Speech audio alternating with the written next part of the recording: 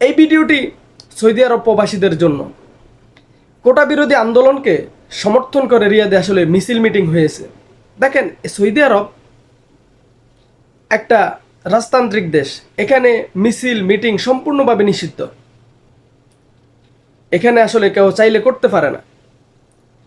সেক্ষেত্রে আসলে এখানে না করাটা অনেক উত্তম।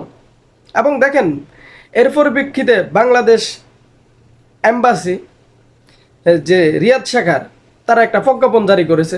সেখানে বলা হয়েছে, যদি কেউ এরকম আন্দোলনে যুক্ত হয়, তার ভিসা বাতিল হতে পারে, তার জেল হতে পারে, জরিমানা হতে পারে, অথবা দেশে পাঠিয়ে দেওয়া হতে পারে তাকে। দেখেন, আমরা আসলে ফ্যামিলির জন্য এখানে আসি। ফ্যামিলির আর্থিক অবস্থার কারণে অথবা নিজেদের কারণে, কোনো না কোনো সমস্যার কারণে আমরা আসলে প্রবাসে আসি। সেক্ষেত্রে